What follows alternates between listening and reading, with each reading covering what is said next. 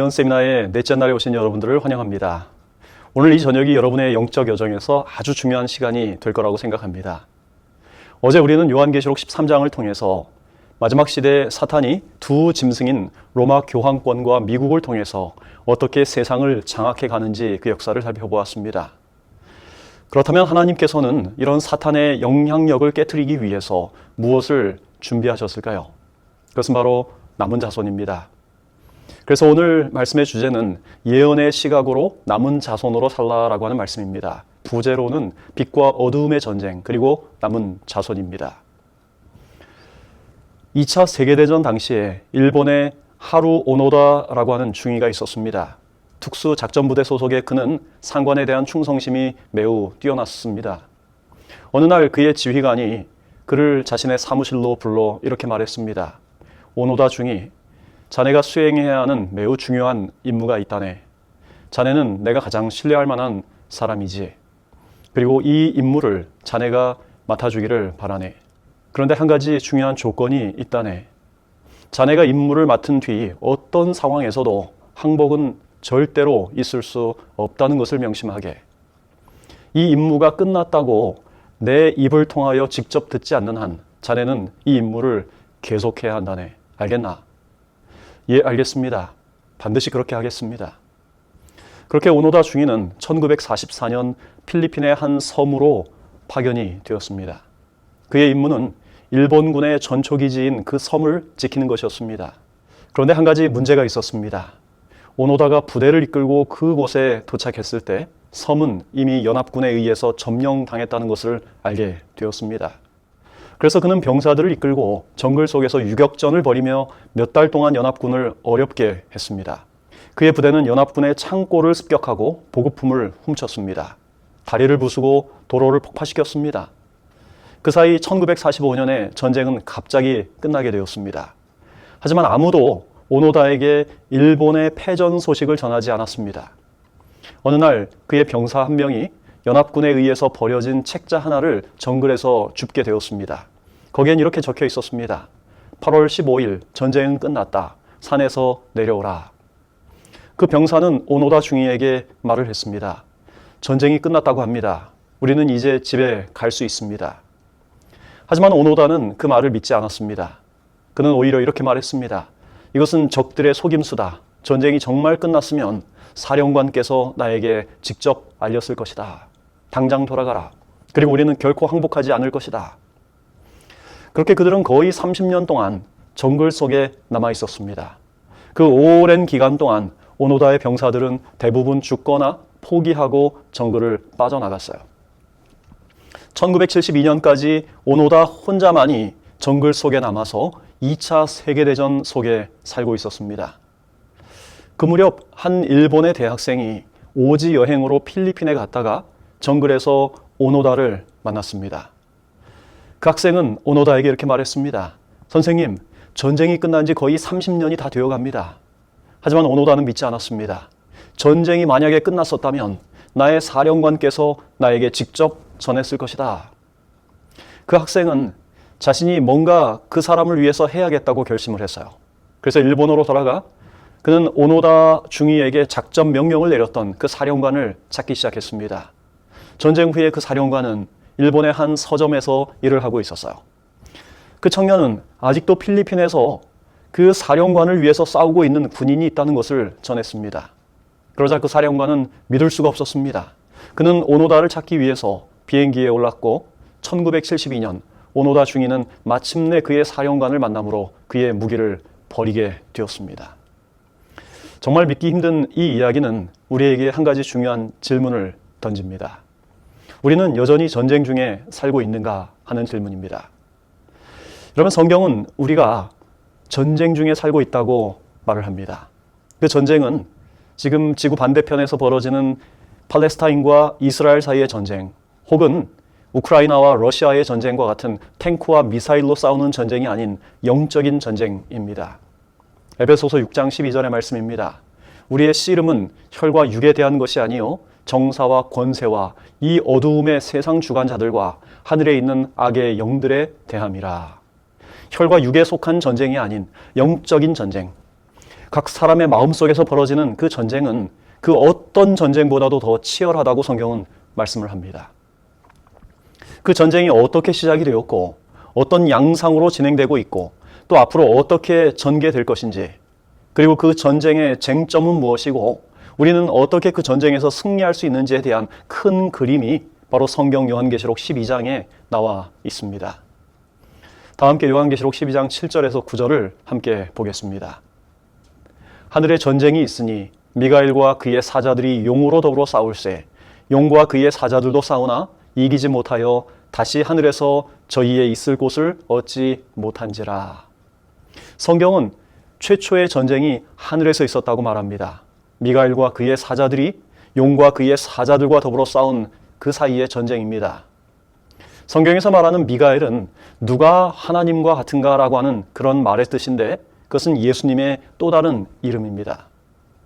이 미가엘이라고 하는 이름은 성경에 모두 5번이 나오는데 모두 선을 옹호하여 악과 더불어 싸우시는 그리스도의 전쟁의 모습에 사용됩니다.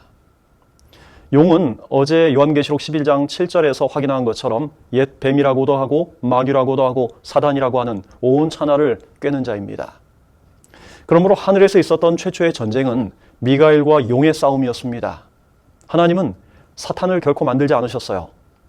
에스겔서 28장과 이사야 14장에 의하면 하나님께서 이 세상을 창조하시기 전에 천사들을 먼저 창조하셨죠. 이사야 14장 12절, 너 아침의 아들 계명성이여 어찌 그리 하늘에서 떨어졌으며 너 열국을 엎은 자여 어찌 그리 땅에 찍혔는고. 하나님께서 만드신 천사들 중에 가장 탁월한 존재가 있었는데 이사야는 그를 아침의 아들 계명성이라고 말하고 있습니다. 여기서 이 계명성으로 번역된 히브리어 단어 헬렐이라고 하는 단어는 매우 밝게 빛난다라고 하는 그런 뜻입니다. 히브리어 성경을 라틴어로 번역한 성경을 벌게이트 역이라고 하는데, 이 벌게이트 역에서 이 헬렐이라고 하는 단어를 빛을 가진 자라고 하는 뜻으로 루시퍼로 사용했습니다. 그래서 성경에서 루시퍼는 사탄을 지칭하는 그런 단어입니다. 그런데 그가 어떻게 타락하게 되었을까요? 이사야 14장 13절에 내가 내 마음에 이르기를 가장 높은 구름에 올라 지극히 높은 자와 비기리라 하도다. 피조물인 그가 창조주 하나님과 같아지고자 하는 마음으로 창조주에게 도전을 한 것입니다. 그는 교만으로 인해 자기 자리를 떠나서 하나님의 자리를 탐냈습니다. 이것이 죄의 시작이었고 빛을 가진 자였던 루시퍼가 대항하는 자라고 하는 뜻의 사탄이 된 과정입니다. 이것을 유다서 6절은 이렇게 적고 있습니다. 또 자기 지위를 지키지 아니하고 자기 처소를 떠난 천사들을 큰 날의 심판까지 영원한 결박으로 흑암에 가두셨으며. 하늘에서 있었던 이 최초의 전쟁에서 루시퍼와 그를 추종하던 무리들이 땅으로 쫓겨났습니다. 하늘에서 쫓겨난 사탄은 지구에 침입하여 사람을 유혹하여 타락시켰습니다. 그리고 그 결과 이 땅에 고통과 사망이 오게 되었고 온 인류는 그 전쟁에 가담하게 된 것입니다. 인간에게 죄와 죽음이 닥쳐왔을 때 하나님께서는 영세 전부터 마련된 구속의 마스터 플랜을 처음으로 발표하셨습니다. 그게 창세기 3장 15절의 말씀이죠. 내가 너로 여자와 원수가 되게 하고 내 후손도 여자의 후손과 원수가 되게 하리니 여자의 후손은 내 머리를 상하게 할 것이요 너는 그의 발꿈치를 상하게 할 것이니라 하시고, 여자의 후손을 통해 사탄의 권세가 깨질 것이라고 하는 이 구속의 경륜은 사탄을 향한 치명적인 선언이었습니다. 그러므로 사탄은 이 여자의 후손이 이 세상에 태어나지 못하도록 하기 위해서 총공격을 감행하는 것입니다. 그는 여자의 후손을 탄생시킬 구약의 여자인 이스라엘 민족과 그 나라를 무너뜨리기 위해서 수많은 일을 합니다. 또 하나님은 사탄의 공격으로부터 이스라엘 나라를 건져내기 위해서 개입하신 스토리가 성경 구약의 스토리이죠. 이런 과정에 대해서 요한계시록 12장 2절은 이렇게 상징적으로 묘사를 합니다. 이 여자가 아이를 베어 해산하게 되매 아파서 애써 부르짖더라. 여러분, 구약 성경의 역사는 여자의 후손을 잉태한 구약의 여자인 이스라엘 민족을 향한 사탄의 공격과 아파서 애써 부르짖는 여자를 돌보시는 하나님의 구원의 역사입니다. 구약 성경의 대표적인 예들을 살펴보겠습니다. 출애굽기 1장 11절의 말씀. 감독들을 그들 위에 세우고 그들에게 무거운 짐을 지워 괴롭게 하여 바로가 그 모든 신민에게 명하여 가로되 남자가 나거든 너희는 그를 하수에 던지고 여자여든 살리라 하였더라.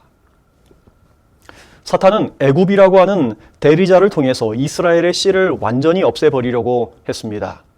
그래서 투트모세 1세를 통해 히브리의 남자아이를 죽이라는 명령을 내렸죠. 그가 왜 그렇게 했을까요? 표면적인 이유는 이스라엘 민족들의 수요가 증가해서 애굽에 위협이 된다라고 하는 그 사실이었습니다. 하지만 그보다 더 근본적인 이유는 여자의 후손이 태어난 것을 막기 위해 사탄이 그것들을 추진한 것입니다. 빛을 전한 사람들이라고 하는 책 242쪽에 이런 말씀이 있습니다. 사탄은 이 일의 선동자였다. 사탄은 이스라엘 백성 가운데 구원자가 나리라는 것을 알았으므로 왕으로 하여금 그들의 자녀들을 멸하도록 하여 하나님께서 계획하신 바를 좌절시키고자 하였다. 하지만 하나님은 모세를 통해 이스라엘 민족을 구원하시죠. 바로의 거만한 군대는 히브리 민족을 영원히 노예로 잡아두려고 했지만 430년 전 하나님께서 아브라함을 통해서 내 후손이 큰 재물을 이끌고 나오겠다라고 하는 하나님의 말씀은, 그 언약은 글자 그대로 성취가 되었습니다. 역대상 36장 17절에 있는 말씀이에요. 저가 와서 하나님의 전을 불사름해 이스라엘 성을 헐며 무릇 칼에서 벗어난 자를 저가 바벨론으로 사로잡아가매 무리가 거기서 갈대아 왕과 그 자손의 노예가 되어 바사국이 주재할 때까지 이르니라. 여러분, 이스라엘 민족이 불순종으로 인해 바벨론의 포로로 잡혀간 다음에 페르시아 시대에 어떤 일이 있었습니까? 하만이라고 하는 사람에 의해서 페르시아에 남겨졌던 유대인 전체가 한날 한시에 죽게 되었습니다. 이때 하나님은 에스더와 모르드게를 용병으로 사용하시죠. 그리고 그분의 백성들을 구원하십니다. 이처럼 하나님께서는 여자의 후손을 잉태한 구약의 여자를 보호하신 역사가 구약 성경 전체의 이야기요, 구속의 스토리입니다. 요한계시록 12장 5절을 보겠습니다. 용이 해산하려는 여자 앞에서 그가 해산하면 그 아이를 삼키고자 하더니 여자가 아들을 낳으니 이는 장차 철장으로 만국을 다스릴 남자라. 그 아이를 하나님 앞과 그 보좌 앞으로 올려가더라. 하늘에서 쫓겨난 루시퍼는 해산하려고 하는 여자 앞에서 아이가 태어나면 그 아이를 삼키려고 스탠바이 하고 있어요. 그리고 마침내 여자가 아들을 낳았는데 그 아이는 장차 철장으로 만국을 다스릴 남자, 곧 예수 그리스도였습니다. 이처럼 두 번째 전쟁은 이 땅으로 쫓겨난 용과 여자가 낳은 아이와의 싸움이었습니다. 시대의 소망은 이렇게 적고 있습니다. 예수께서 젖먹이로 베들레헴에서 나셨을 때부터 사탄은 그분을 파멸시키기 위하여 노력하였다. 가능한 모든 방법을 써서 그는 예수님으로 하여금 완전한 유아 시절에서 흠없는 청년 시절로 성장해서 거룩한 봉사와 흠없는 희생 제물이 되지 못하게 하려고 노력하였다. 광야에서부터 갈바리에 이르기까지 사탄의 분노의 폭풍이 그분에게 휘몰아쳤으나 그것이 무자비하게 치면 칠수록 하나님의 아들은 더욱더 굳게 하나님의 손에 매달리셔서 그 피로 물든 그 길을 헤치고 나아가셨다. 자기의 머리를 상하게 할 여자의 후손이 나타나자 사탄은 즉시 그를 죽이려고 했습니다. 사탄은 예수께서 베들레헴의 아기로 태어나셨을 때 헤롯을 통해서 죽이려고 했고 유대인들의 증오와 로마 제국을 통해 가장 잔인하게 예수님을 죽이려 했습니다. 사탄의 노력은 거의 성공을 거둔 것 같습니다. 하지만 예수께서는 십자가에서 다 이루었다라고 선언하시면서 사탄의 영원한 멸망을 알리는 종을 울리셨어요. 사탄의 가면이 벗겨졌고 그의 정체가 온 우주에 폭로되어 더 이상 우주의 거민들을 미혹할 수 없게 된 것입니다. 그리고 무엇보다도 무죄하신 예수께서 십자가에 죽으심으로 아담의 죄로 인해서 사탄에게 넘겨졌던 지구의 소유권이 다시 그 원주인에게로 회복된 것입니다. 이것을 요한계시록 12장 12절은 이렇게 묘사하고 있습니다. 그러므로 하늘과 그 가운데 거하는 자들은 즐거워하라. 그러나 땅과 바다는 화 있을진저 이는 마귀가 자기의 때가 얼마 남지 않은 줄을 알므로 크게 분내어 너희에게 내려갔음이라. 이렇게 선악의 두 번째 전쟁에서도 그리스도의 승리로 끝이 나게 되었습니다. 사탄은 그리스도의 승리로 자기의 때가 얼마 남지 않은 것을 알게 되었어요. 그래서 이 땅에 거주하는 하나님의 백성들을 쓸어버리기 위해 전력을 세우고 제3차 싸움에 돌입을 한 것입니다. 요한계시록 12장 13절입니다. 용이 자기가 땅으로 내어 쫓긴 것을 보고 남자를 낳은 여자를 핍박하는지라. 여러분, 성경 예언에서 여자는 교회를 상징합니다. 정결한 여자는 순결한 하나님의 백성을, 그리고 부정하고 타락한 음녀는 타락한 교회를 상징하죠. 예수께서 하늘로 승천하신 후에 사탄은 분노를 이 땅에 있는 하나님의 백성, 즉 교회에 퍼붓기 시작했습니다. 그래서 이 세 번째 전쟁은 남자를 낳은 여자, 즉 하나님의 참 교회와 사탄의 전쟁이었습니다. 예수께서 승천하신 후 사탄은 로마 제국의 모든 힘을 동원해서 기독교를 박해하죠. 네로 황제로부터 시작해서 베스파시안, 타이터스, 도미시안, 그리고 AD 305년 디오클레시안 황제까지 거의 10대에 걸친 로마 황제들은 기독교를 박해했습니다. 그 역사 동안에 기독교인들은 원형 경기장에서 맹수의 밥이 되기도 했고 햇빛이 전혀 들지 않는 카타콤의 순교자가 되기도 했습니다. 하지만 무력을 통한 박해가 기독교의 복음을 잠잠케 할 수 없었습니다. 순교자의 피는 오히려 복음의 씨앗이 되었고 교회는 더 순결하고 더 강하게 전진했어요. 그러자 사탄은 전략을 바꾸어서 핍박을 당하던 교회에게 자유를 주게 되었습니다. 로마의 컨스탄틴 황제는 AD 313년 밀라노 칙령을 통해서 그리스도인들에게 자유를 주었습니다.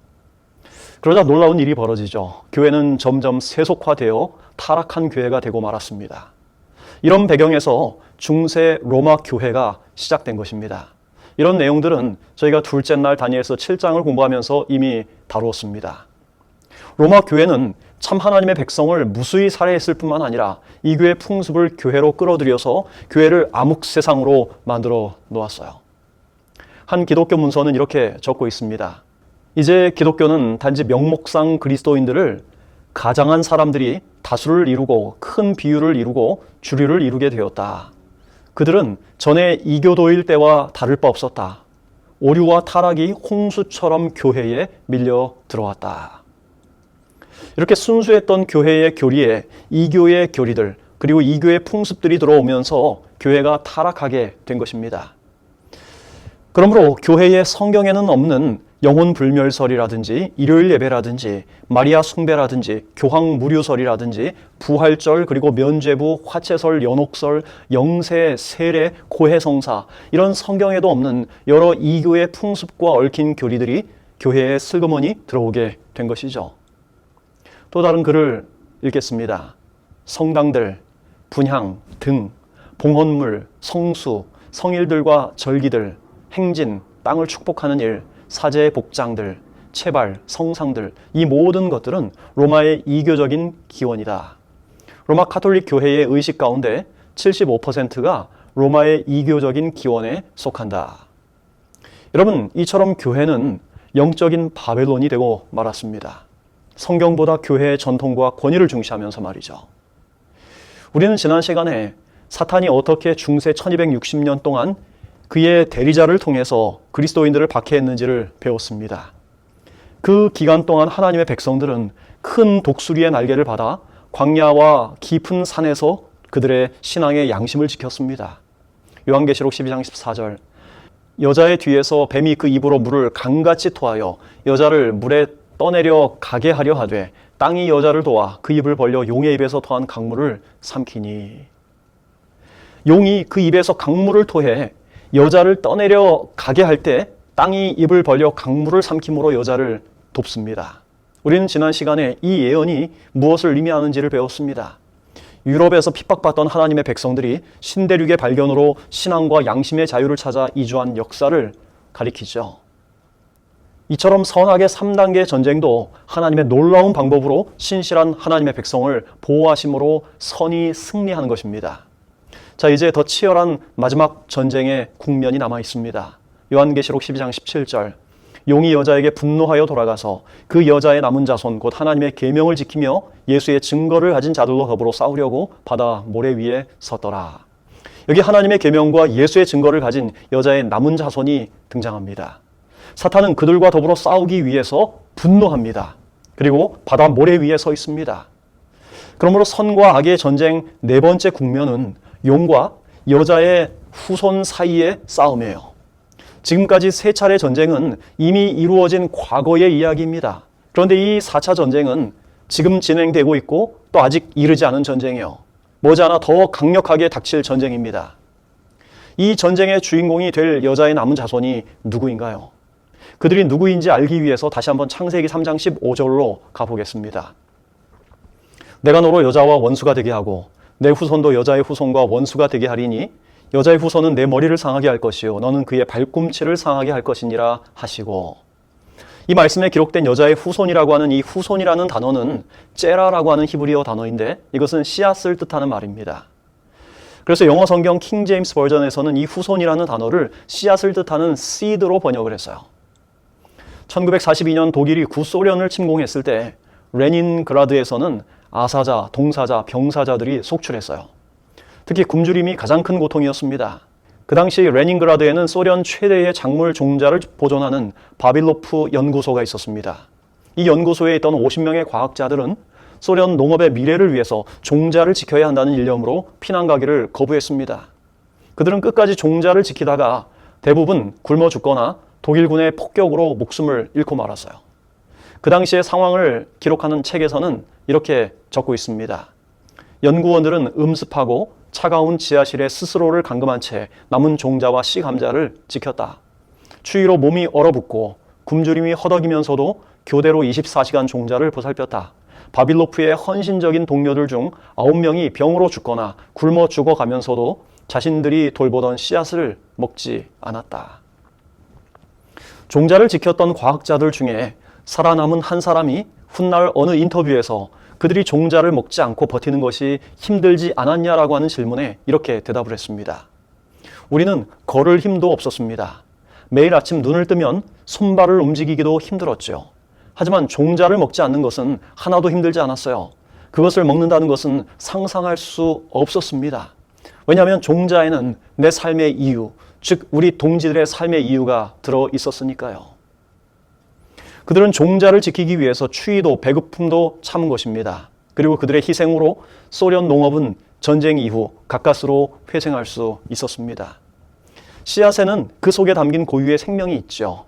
그리고 그 생명을 터뜨리고 나오는 힘을 맹아력이라고 합니다. 이 맹아력은 하나님께서 넣어주신 힘입니다. 씨앗이 가진 이 생명력을 통해 모든 식물의 종이 보존되고 그 생명의 순환이 이루어지는 것입니다. 그래서 농사를 짓는 사람들은 씨앗을 결코 함부로 다루지 않습니다. 옛말에 농부는 죽어도 종자를 베고 잔다라고 하는 말이 있을 정도예요. 아무리 극한 상황이 와도 종자가 되는 씨앗을 먹지 않는다는 말인데 이는 그만큼 생명의 근간이 되는 씨가 소중하기 때문입니다. 그런데 창세기 3장 15절에서 하나님께서는 여자의 후손, 즉 그 씨앗을 통해서 선악의 최후의 전쟁이 마치게 된다고 말씀하시는 거예요. 요한계시록 12장 17절, 용이 여자에게 분노하여 돌아가서 그 여자의 남은 자손, 곧 하나님의 계명을 지키며 예수의 증거를 가진 자들로 더불어 싸우려고 바다 모래 위에 섰더라. 그런데 그 여자의 남은 자손이라는 말에서 이 자손에 해당하는 헬라어 단어 스페르마 역시 씨앗이라는 말입니다. 즉 그들은 에덴에서 선포된 구원의 마스터 플랜에서 여자의 후손이신 예수 그리스도의 정신을 가지고 6,000년 동안 계속되어 온 선과 악의 마지막 전쟁의 주역들이라고 하는 말이죠. 바로 그들 때문에 예수님의 재림이 가능해지고 하나님의 공의와 사랑이 온 우주에 증명이 될 것이기 때문입니다. 그들은 두 가지 뚜렷한 특징을 가졌다고 성경은 말합니다. 하나님의 계명을 지키고 예수의 증거를 가진 자들입니다. 하나님은 선과 악의 대쟁투의 역사를 통해 항상 이 두 가지 뚜렷한 특징을 가지고 살았던 그분의 남은 자손들을 가지고 계셔요. 여러분, 가인과 아벨의 이야기를 기억하죠? 아벨은 하나님의 계명과 예수의 증거를 가지고 살았습니다. 이 사실이 사탄을 견딜 수 없게 만들었어요. 그래서 그는 가인에게 질투심을 일으켜서 아벨을 죽이도록 충동한 것입니다. 하지만 하나님은 셋이라고 하는 또 다른 자손을 통하여 경건한 남은 자를 보존하십니다. 여러분, 노아의 시대를 기억하죠? 당시 온 땅에는 죄가 관영했고 강포가 가득했습니다. 사람들의 마음의 모든 계획이 항상 악할 뿐이어서 하나님께서는 사람을 창조하심을 한탄하셨습니다. 하지만 하나님은 경건한 노아를 찾으셨어요. 이는 노아가 그 타락한 세대 속에서도 하나님의 계명에 신실할 뿐 아니라 예수의 증거를 가지고 있었기 때문이었습니다. 홍수 이후에 다시 온 땅에 악이 가득해졌을 때 하나님은 아브라함을 부르셨습니다. 하나님은 아브라함을 그 율법의 보관자로 삼으셔서 그를 통해 큰 민족을 이루겠다고 약속하셨어요. 그런데 사탄이 그것을 그냥 두지 않았습니다.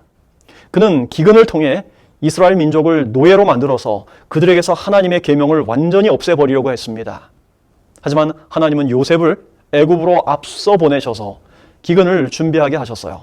그리고 이스라엘의 뿌리가 될 사람들을 보호하도록 섭리하셨습니다. 창세기 45장 7절입니다. 요셉이 이렇게 고백합니다. 하나님이 큰 구원으로 당신들의 생명을 보존하시려고 당신들의 후손을 세상에 두시려고 나를 당신들보다 먼저 보내셨나니 그런즉 나를 이리로 보내는 이는 당신들이 아니라 하나님이시니라. 이 말은 형들에 의해서 애굽의 종으로 팔렸던 요셉이 형들 앞에서 자신의 신분을 드러내면서 한 말이죠. 여기에 후손을 세상에 두시려고에 해당한 이 히브리어 단어가 바로 쉐아르, 남은 자라고 하는 뜻이에요. 요셉은 자신이 이해할 수 없는 상황과 사건 속에서도 자신을 통해 생명을 보존하시는 하나님의 섭리를 알았습니다. 그리고 그를 통해 기근이라는 온 세상의 재난 속에서 이스라엘 민족이 보존될 수 있었습니다. 표면적인 역사로 보면 이스라엘 백성들의 숫자가 너무 많아져서 애굽 왕 바로가 히브리 사내 아이들을 모조리 죽이려 한 것 같지만 그 이면에는 하나님의 백성들을 말살시키려는 사탄의 도전과 하나님의 보호하심이 숨어 있는 것입니다. 사탄은 이스라엘 백성들을 고된 노역을 통해서 그들에게서 하나님에 대한 신앙을 완전히 없애버리려고 했어요. 하지만 하나님은 모세의 생명을 강에서 건지심으로 그분의 백성들을 보호하십니다.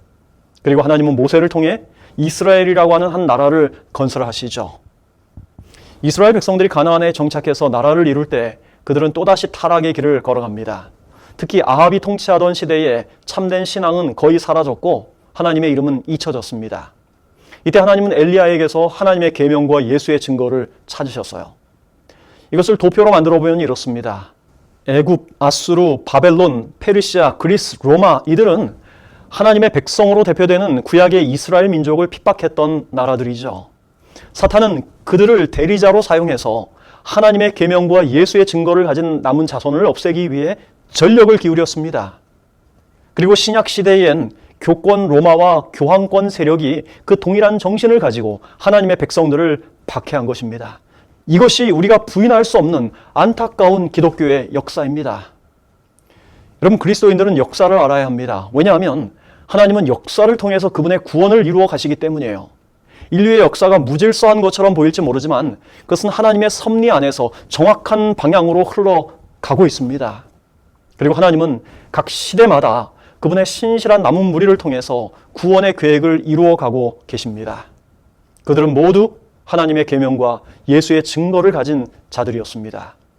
그리고 역사의 마지막에 선과 악의 전쟁의 마지막 전쟁에 요한계시록은 이렇게 적고 있는 것입니다. 용이 여자에게 분노하여 돌아가서 그 여자의 남은 자손 곧 하나님의 계명을 지키며 예수의 증거를 가진 자들로 더불어 싸우려고 바다가 모래 위에 서 있더라고요. 여기 하나님의 계명이란 10계명을 포함한 온전한 하나님의 말씀입니다. 그렇다면 예수의 증거란 무엇일까요? 요한계시록 1장 2절 3절을 보겠습니다. 요한은 하나님의 말씀과 예수 그리스도의 증거 곧 자기의 본 것을 다 증거하였느니라. 이 예언의 말씀을 읽는 자와 듣는 자들과 그 가운데 기록한 것을 지키는 자들이 복이 있나니 때가 가까움이라. 예수 그리스도의 증거는 요한이 반모섬에서 본 것, 즉 예언의 말씀이라고 지금 기록하고 있어요. 예수께서 선지자를 통해 교회에 계시하신 증언, 곧 예언입니다. 여러분, 제7일 안식일 예수 재림 교회만큼 성경의 예언을 잘 설명하고 있는 교회가 있습니까? 그럼 재림교회는 어떻게 탄생하게 되었습니까? 종교개혁이 시작되기 한 200년 전 하나님께서는 존 위클리라고 하는 사람을 일으키셔서 성경을 영어로 번역하게 하셨어요. 그래서 사람들이 하나님의 말씀을 쉽게 접할 수 있도록 하셨습니다. 그리고 1400년대에 하나님께서는 보헤미안 개혁자인 얀 후스를 사용하셔서 교회의 전통 대신 성경이 그리스도인의 신앙의 원칙이 되어야 한다고 가르쳤습니다. 그리고 1517년 한 독일의 수도승이 그의 개인적인 죄와 죄책감을 감당하기 위해서 로마에 있는 빌라도의 계단을 오르고 있었습니다. 그때 갑자기 의인은 믿음으로 말미암아 살리라라고 하는 로마서 1장 17절의 말씀이 그의 생각을 사로잡았어요. 그는 그 순간 구원이 결코 자신의 노력으로 얻을 수 없다는 생각에 부끄러운 생각이 들어서 그 계단에서 일어났습니다. 그 수도승이었던 마르틴 루터가 비텐베르크 성문의 95개조로 이루어진 카톨릭 교회의 잘못된 교리들을 계시하면서 오랫동안 묻혀있던 성경의 진리들이 하나씩 드러나게 된 것입니다. 1600년대에는 로저 윌리엄스라고 하는 이름의 한 전도자가 성경의 방법을 따라 물에 잠기는 침례를 회복했습니다. 그리고 비슷한 시기에 영국 침례교회는 성경상 안식일이 일요일이 아닌 토요일이라는 사실을 발견해냈어요. 이처럼 하나님께서는 암흑시대의 중심부에서 시작해서 사람들을 깨우시고 빛을 켜기 시작하셨어요. 그리고 1700년대에는 존 웨슬리가 예수님을 단지 주로 시인하는 것만으로는 충분하지 않고 그리스도를 통한 경건한 삶이 우리의 실제 삶에서 나타나야 한다고 가르치기 시작했어요. 이렇게 하나님은 잠언 4장 18절의 말씀처럼 의인의 길을 마치 돋는 햇빛이 점점 빛나서 원만한 광명에 이르는 것처럼 그들의 영적인 발걸음을 인도하셨습니다. 하지만 시간이 지나가면서 다시 문제가 드러나기 시작했어요. 사람들이 하나님의 말씀 대신 중요한 인물에게 그들의 관심을 두기 시작한 것입니다. 각각의 개혁자가 죽고 난 뒤 몇몇 추종자들은 앞으로 나아가는 데 실패한 것입니다. 그리고 후스의 추종자들은 후스파가 되었고 루터의 추종자들은 루터주의자가 되었어요. 칼빈의 추종자들은 칼빈이 가르친 그 진리가 아닌 칼뱅주의자가 된 것입니다. 1620년 청교도 이주의 지도자였던 존 로빈스는 이렇게 기록을 했습니다. 나 개인으로서는 개신교의 상태에 대하여 탄식에 마지 않습니다. 그 교회는 한때 신앙적이었지만 개혁 운동을 일으킨 인물들 이상으로는 한 걸음도 더 나아가지 못한 형편입니다. 루터교도는 루터가 깨달은 것 이상 더 이상 깨닫지 못했습니다. 칼빈파 신도들 역시 모든 것을 깨달았다고 할 수 없고 그 사람이 남긴 것을 그대로 고수하고 있을 뿐입니다. 이것은 탄식할 수밖에 없는 불행입니다. 만약 그들이 오늘날 살아있다면 그들은 분명히 저희가 처음에 받은 빛 이상의 빛을 받고자 갈망할 것입니다. 라고요. 여러분, 하나님께서 원하셨던 것은 진리의 완전한 회복이었습니다. 이렇게 흩어진 하나님의 진리를 어떻게 하나로 모을 수가 있을까요? 초교파적으로 진리를 하나 되도록 하는 운동이 일어나지 않는 한 진리의 연합은 불가능했어요. 그래서 하나님께서는 그 일을 위해 1800년대 초에 전 세계적인 영적인 대각성 운동과 재림 운동을 일으키셨습니다. 그 배경에는 영국 성서공회가 1804년에, 그리고 네덜란드 성서공회가 1814년에, 그리고 미국 성서공회가 1816년에 조직된 것이 매우 큰 역할을 하게 되었어요. 성서공회를 통하여 성경이 널리 보급되면서 백성들은 하나님의 말씀의 빛에 갈급하게 된 것입니다. 1800년대 초에 미국에선 이 성경 보급된 많은 성경을 가지고 침례교 신자였던 윌리엄 밀러라고 하는 사람이 다니엘서의 기별을 깨닫고 그가 전하는 재림 기별이 미국 전역을 휩쓸어 초교파적인 재림 운동으로 번지게 되었어요. 대략 100만 명의 사람들이 밀러가 전하는 재림 기별을 들었고 20만 명의 사람들이 그의 견해를 직접 받아들였습니다. 그리고 여러 교파에서 나온 대략 5만 명의 재림 신자들이, 재림을 기다리는 신자들이 생기게 된 것입니다. 1840년에 미국 전체 인구가 노예를 포함해서 1700만 밖에 되지 않았음을 고려할 때 굉장한 결과를 거둔 것이죠. 그러나 밀러를 따르던 그 많은 밀러주의자들은 예정된 때에, 그들이 기다린 때에 예수님은 오시지 않자 그들은 극심한 시련에 처하게 됩니다. 여러 교파에서 모였던 대부분의 무리들이 뿔뿔이 흩어졌어요. 이때 소수의 사람들이 남아 다시 성경을 연구했습니다. 그들은 각 교파에서 성경적 진리라고 주장하는 것들을 하나씩 성경과 대조하면서 그것을 받아들이게 되었습니다. 그리고 그들에게 성령이 임하셨고 그들을 중심으로 탄생한 교회가 바로 제7일 안식일 예수 재림교회였습니다. 그런데 그들이 경험했던 그 실망의 패턴은 역사적으로 예수님 당시에도 이미 일어났습니다. 예수님의 제자들은 예수님이 이루실 하나님의 나라를 영광의 나라로 오해를 했어요. 하지만 예수님이 이루실 나라는 십자가 죽음으로 임하게 될 각 사람 마음속에 임하는 은혜의 나라였습니다. 예수님이 십자가에서 죽으시자 제자들은 대실망을 겪고 많은 사람들이 하나님을 떠나갔습니다. 그러나 부활하신 예수님이 40일 동안 다시 제자들에게 성경을 가르치셨죠. 그 후 예수께서 승천하셨을 때 그들에게 성령이 임하셨고 드디어 초대교회가 탄생하게 된 것입니다. 그런데 이 동일한 패턴이 여러 교파로부터 빠져나와서 재림운동에 참여했던 사람들에게 똑같이 반복이 돼요. 그들은 다니엘서 8장 14절에 대한 오해로 큰 실망을 경험했지만 그 실망을 경험한 사람들이 실망을 딛고 다시 성경을 깊이 연구했을 때 성령께서 그들을 인도하셨습니다.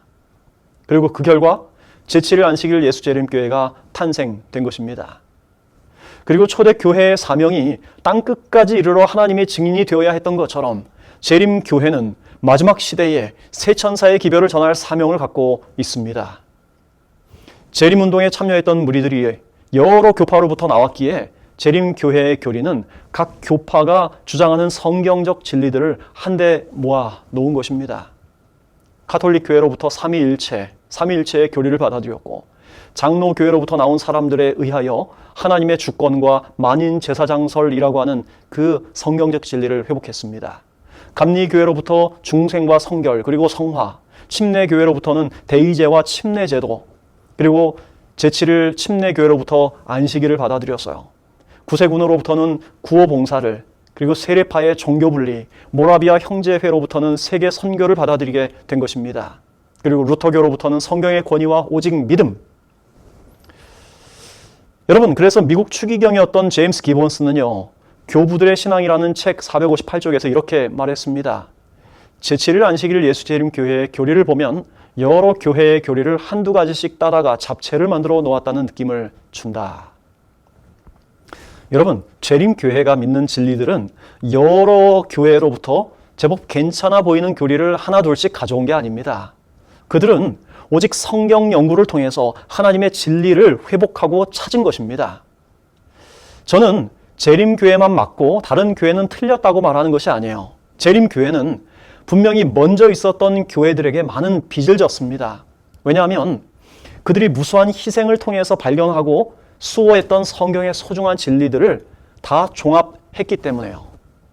마치 제가 좋아하는 잡채에 시금치, 당근, 버섯, 양파 이런 맛있는 것들이 다 들어있는 것처럼 재림교회는 여러 교회로부터 성경적인 진리로 검증된 진리들을 받아들인 것입니다. 이런 면에서 재림교회는 중세시대 카톨릭 교회에 의해서 1260년 동안 가려졌던 성경의 진리를 가장 완전하게 회복한 교회라고 말할 수 있습니다. 여러분, 교회는 결코 그 크기를 보고 결정해서는 안 됩니다. 교회는 가까운 친구가 간다고 해서 따라가서도 안 됩니다. 교회는 그 선택 기준은 진리를 가르치고 진리대로 살고 있느냐가 되어야 하는 것입니다. 오직 성경. 이것이 목숨을 걸고 종교개혁에 나섰던 사람들의 구호였어요. 교회가 사람을 구원하는 것은 아닙니다. 예수님이 사람을 구원합니다. 그러나 하나님께서는 구원하는 진리인 성경을 교회를 통해 사람들에게 드러내셔요. 다메섹으로 가는 길에서 사울이 예수님을 만났을 때 그는 주여 내가 무엇을 하리이까? 라고 물었죠. 이때 예수님은 그에게 무엇을 해야 하는지 구체적으로 알려주시지 않았습니다. 다만 사울을 교회와 연결시키셨어요.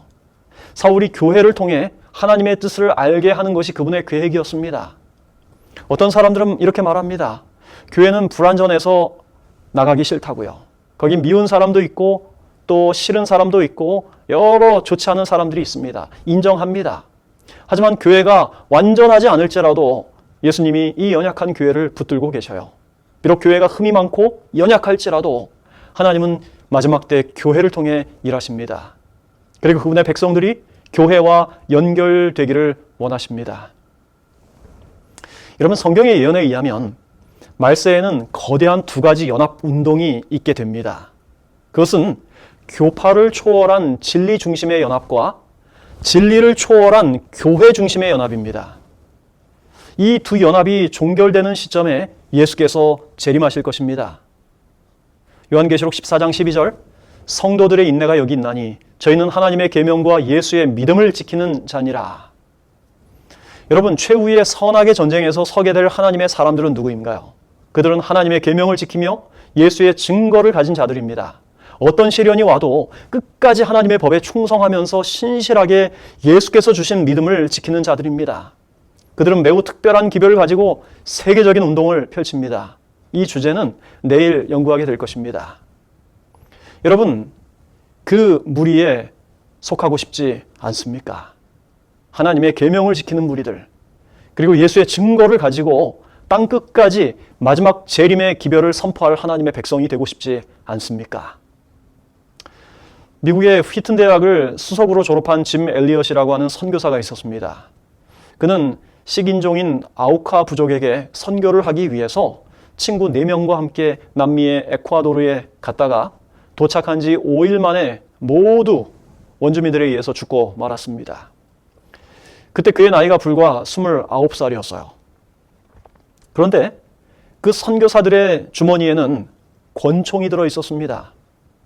다시 말해서 그들은 자신의 신변 보호를 위해서 그 권총을 사용할 수 있었지만 그렇게 하지 않은 것입니다. 라이프지와 타임즈는 이 사실을 분노하여 보도하면서 What a waste라고 타이틀 기사를 적었어요. 그리고 시간이 지나 짐 엘리엇이 19살 때부터 써온 글과 일기가 공개가 되었는데 그 속에는 깜짝 놀랄 만한 글이 2개가 있었습니다. 하나는 이것입니다. 하나님, 이 부족한 나무 토막 같은 인생에 주의 불을 붙여주소서. 제가 주를 위해 탈 수 있도록 나의 삶을 주께서 소멸시켜 주십시오. 이 몸은 주의 것입니다. 나는 오래 사는 것을 원치 않습니다. 완전하고 풍성한 삶을 원합니다. 바로 주님과 같이요. 또 다른 글은 이것이었습니다. 영원한 것을 얻기 위해 영원하지 않은 것을 포기하는 것은 결코 어리석은 일이 아니다. 여러분은 어떻습니까? 영원한 것을 얻기 위해 영원하지 않은 것을 포기할 수 있습니까? 제7일 안식일 예수재림교회는 그저 여러 교파 중에 한 교파가 아닙니다. 성경 예언에 따라서 역사의 마지막에 불러냄을 받은 하나님의 남은 자손들입니다. 그들을 통해 이 세상의 선과 악의 역사는 마침내 마치게 될 것입니다. 그들을 통해 하나님의 영광이 온 세상에 가득하게 될 것입니다. 여러분은 이 재림교회에 그저 우연히 속하게 된 것이 아닙니다. 여러분은 그저 우연히 이 예언의 세미나에 참여하게 된 것이 아닙니다. 하나님께서 여러분을 이곳으로 인도하셨습니다. 그것은 최후의 날에 여러분이 하나님의 남은 교회의 일원이 되라는 부르심입니다. 오늘 저녁 하나님의 남은 무리의 일원이 되기를 간절히 호소하시는 하나님의 초청에 여러분 어떻게 응답하실 것입니까? 하나님의 축복이 여러분과 함께 하시기를 간절히 기도합니다.